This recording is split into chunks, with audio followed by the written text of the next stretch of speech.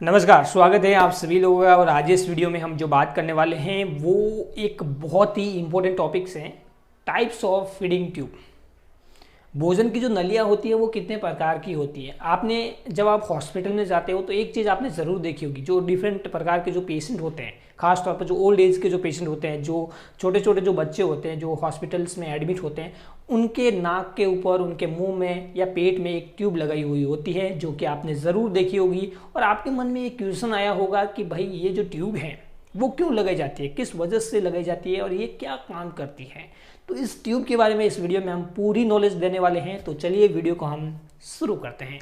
देखिए, सबसे पहले बात करते हैं कि भाई ये जो ट्यूब है उसे हम क्या कहते हैं। तो मेडिकल भाषा में एक मेडिकल डिवाइस होती है जिसे हम कहते हैं फीडिंग ट्यूब। नाम ही सजेस्ट कर रहा है फीडिंग ट्यूब, मतलब कि भोजन को पहुंचाने के लिए जिस ट्यूब का उपयोग में लिया जाता है उसे हम कहते हैं फीडिंग ट्यूब। देखिए, जो पेशेंट है, जो खास तौर पर जो ओल्ड एज के जो पेशेंट होते हैं, जो छोटे छोटे बच्चे होते हैं, या कोई भी पेशेंट जिनको अभी अभी हाल ही फिलहाल में कोई मेजर सर्जरी होती है, वो पेशेंट भोजन को निगलने में असमर्थ होते हैं, ठीक है, या उनको मुंह में कोई प्रकार का कोई इन्फेक्शन हो गया है, ठीक है, इन्फ्लेमेशन हो गया है, तो भोजन को निकलने में बहुत ज़्यादा उनको तकलीफ होती है, ठीक है। या कुछ पेशेंट जो अनकॉन्शियस पेशेंट होते हैं, जो कि जिनको होश नहीं रहता है, ठीक है, कॉन्शियस नहीं होते हैं, तो ये जो पेशेंट होते हैं, खासतौर पर जो छोटे बच्चे भी होते हैं जो भोजन को निकलने में असमर्थ होते हैं, तो उनको शरीर में भोजन पहुंचाने के लिए डॉक्टर एक मेडिकल डिवाइस का उपयोग करते हैं, उसे हम कहते हैं फीडिंग ट्यूब। ओके, देखिए, ये जो फीडिंग ट्यूब का उपयोग कहाँ पर किया जाता है, तो सबसे पहला उपयोग किया जाता है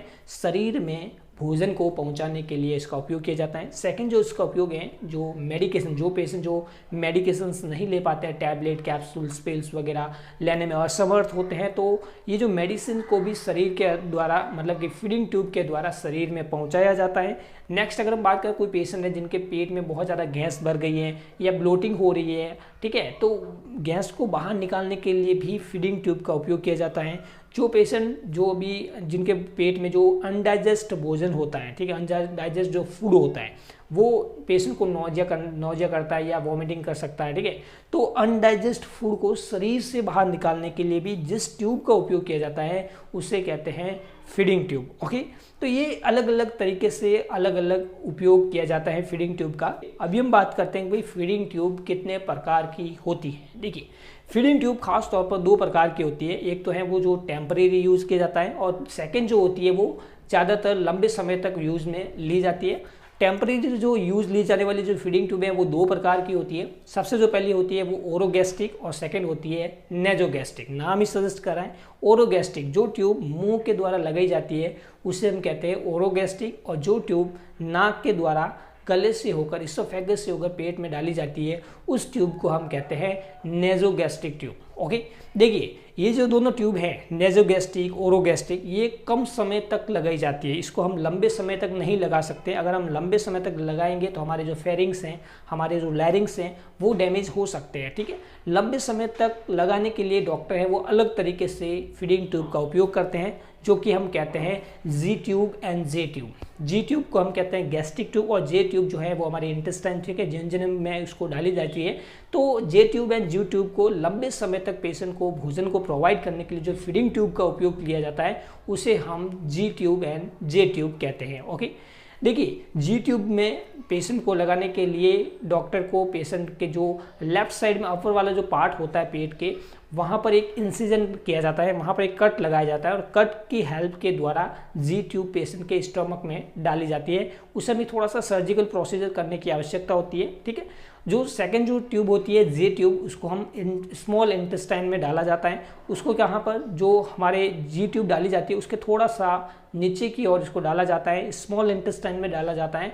उस ट्यूब को हम कहते हैं जे ट्यूब, ठीक है।